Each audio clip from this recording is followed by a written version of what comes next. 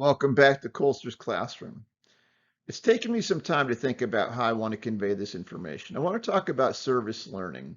Service learning is such a huge, immense, diverse subject that involves so many different aspects of learning that I wasn't sure exactly how to convey it. And I think what I'm going to do is I'm going to share it with you in a series of videos talking about different projects I've worked on.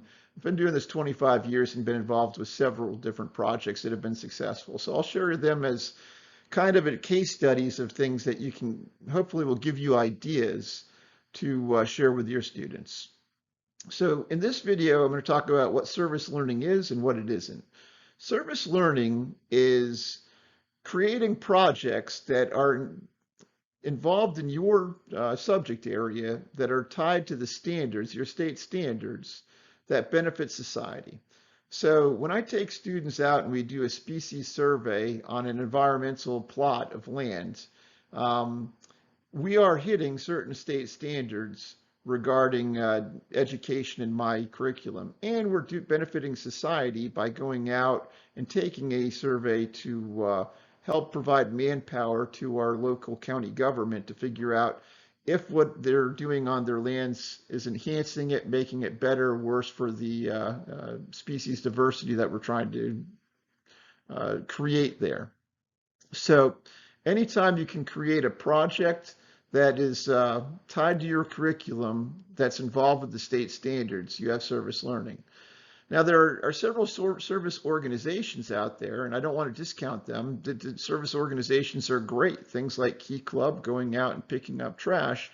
But if you go out and pick up trash, I don't know that you're really providing service learning if you're doing it in a history class. So you need to tie it to your curriculum. Again, I don't want to discount the importance of getting out there and being involved with service organizations. And in some cases, it's a gray area. It's things like dancing for diabetes. If you do dancing for diabetes and you tie it to biology, you're hitting some state standards, educating the kids about diabetes. If you're doing Relay for Life and you tie it to biology, you're teaching the students about cancer. So there's a number of ways you can tie these things into your curriculum, and the ones that I just named, Roots for Shoots, Dancing for Diabetes, and Relay for Life, are all first-rate organizations that do an awesome job and can give you support as far as incorporating them into your subject matter. Reach out to nonprofits and government organizations. I work with our water management districts here in Florida a lot, and they provide incredible resources. They've provided me airboats, they've provided me other boats, they've provided me water testing kits, they provided me manpower, they provided me experts to come in and talk with the students. They've been an incredible source of learning for us. And at the same time, the students are doing something valuable as far as um, adding benefit to society, and more importantly, getting hands-on learning and developing a skill set that myself, I don't have the expertise in some of these areas that when they provide experts, they provide people who are doing it firsthand and are able to help the students learn a lot of things I may not be able to know. I can't be an expert on everything, but I can find experts, especially through service learning. Other schools. One of the things I did is I sent students out to tutor elementary school students. I have high school students and they would go out and tutor elementary school students. They benefited by teaching and the elementary students benefited by learning. Professional organizations. There are a lot of professional organizations. You can reach out to them, ask them what they need assistance with, provide manpower, and they can provide experts. Community groups. One year I had students go out to retirement homes and interview retirees about what Florida was like 40 and 50 years ago, how the environment has changed, with the impact that growth has had, all the people moving into our state.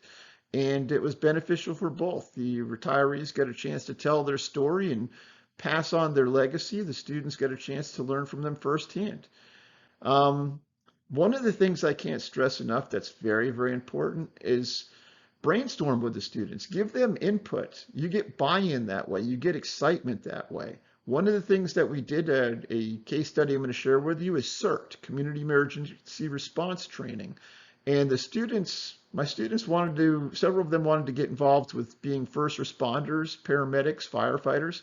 So I reached out to our local emergency management group, and they provided experts for 14 hours. I budgeted 7 2-hour class periods where they came in and taught the students how to put out fires, how to prepare for hurricanes, how to prepare for a biological attack if one ever came, all sorts of cool stuff. It was very, very beneficial.